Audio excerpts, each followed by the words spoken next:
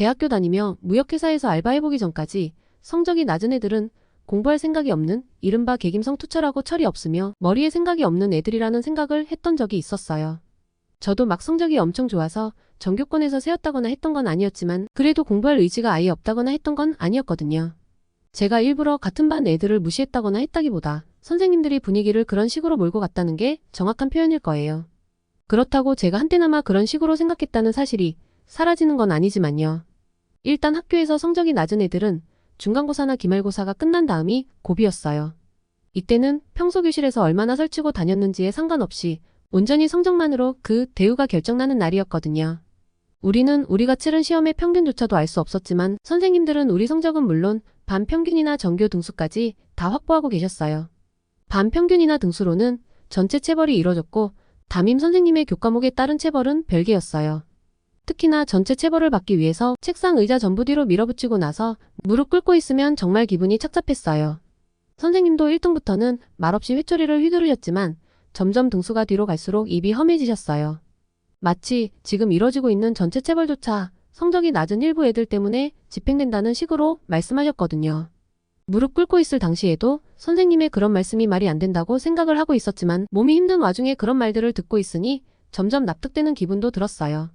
하물며 그렇게 지적당하는 당사자가 눈앞에서 혼나는 모습을 보고 있으면 내가 쟤 때문에 아까 혼이 났었구나 하는 생각까지도 들었어요. 최소한 저는 선생님께 그런 지적을 받으며 혼이 날 점수는 아니었거든요.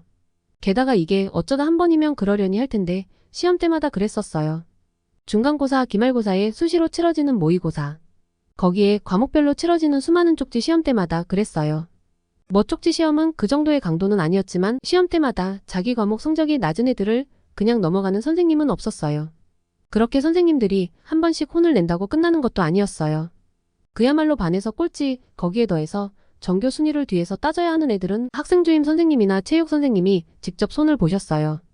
평소 행실이 어떻든 간에 성적이 나쁘기만 하면 몸이 허약하든 말든 평소 얼마나 선생님께 대들었든 상관없이 기합을 주셨어요. 아예 수업 시작하기 전에 방송으로 운동장에 집합시킨 다음 시작하셨어요. 아무리 교과과정 중에 체육이 포함되어 있었다지만 1교시부터 체육인 경우는 없었으니까요. 수업 시작하면서부터 운동장에서 뒹굴고 있는 애들을 3년간 보고 있노라면 자연히 그런 애들을 좋지 않은 시선으로 보게 되는데요. 다 그런 건 아니지만 그런 애들은 평소에도 까불거리며 선생님께 대들었고 교실 안에서도 괜히 분위기만 흐리던 그런 애들이 대부분이긴 했어요. 그러다 보니 큰 연관은 없었지만 걔네들은 집에서도 내다 놓은 그런 애들이 아닐까 하는 생각도 많이 들었는데요. 어른들이 시키는 것에 반만 따라해도 저렇게 혼나는 일이 없을 텐데 참 눈치도 없는 애들이 미련하기까지 하다는 생각까지 했어요. 근데 이런 생각들도 알바를 시작한 다음에야 전부 제 착각이었다는 걸 깨달았죠.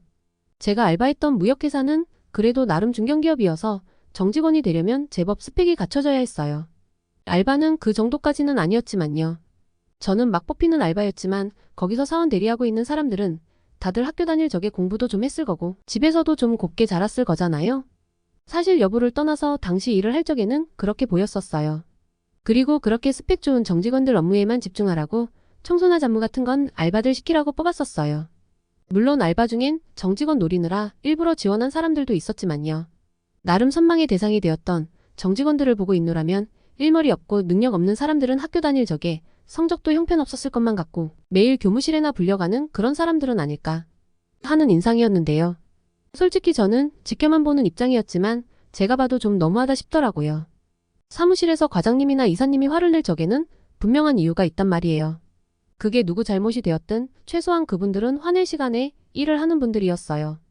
거기에 누군가에게 물건을 집어던질 정도로 화가 났으면 주변에서는 다들 알아서 몸을 사렸어요.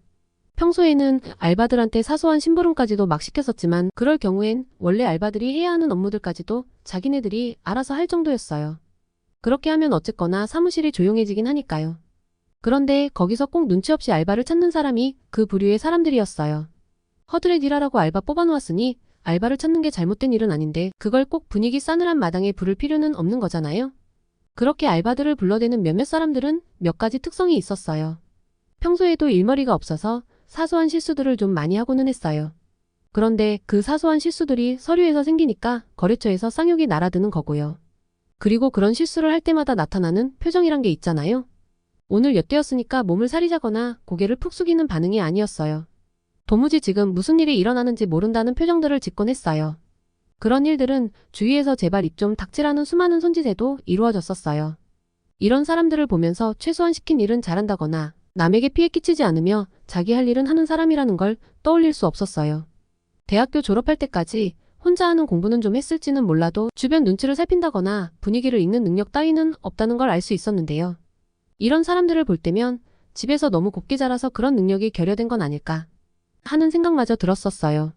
그 사람들 학창시절엔 각자의 엄마들이 선생님께 부지런히 봉투라도 보내서 학창시절엔 딱히 눈치를 기를 필요가 없었던 게 아닌가 하는 생각들이요. 근데 솔직히 집안이 여유로운 경우라면 굳이 학창시절부터 눈치를 갖출 필요는 없었어요. 어차피 취업이라든가 필요한 순간이 되면 어떻게든 갖추게 되니까요. 학교 다닐 적에도 마지막까지 공부를 포기하지 않은 애들은 선생님의 좀 거친 도움을 받아서라도 성적을 올리기는 하더라고요. 그 애들이 평소엔 좀 설치던 애들이라고 쳐도 고3이 되는 순간 얌전해졌어요. 그런 것처럼 아무리 회사에서 눈치를 못 챙기던 사람이라도 탕비실 몇 번 끌려가고 나니까 없던 눈치가 생기더라니까요. 탕비실에 수북이 쌓여있는 부러진 나무 막대를 생각하면 그 안에서 무슨 일이 있었는지 짐작하는 건 어렵지 않았어요. 한두 대 정도로는 끝나지 않았다는 말이겠죠. 실수하거나 하면 끌려갔던 거라 딱히 대상을 가리지도 않았던 것 같아요. 이게 옳다는 건 당연히 절대로 아니지만 효과가 있었다는 건 부정할 수 없네요.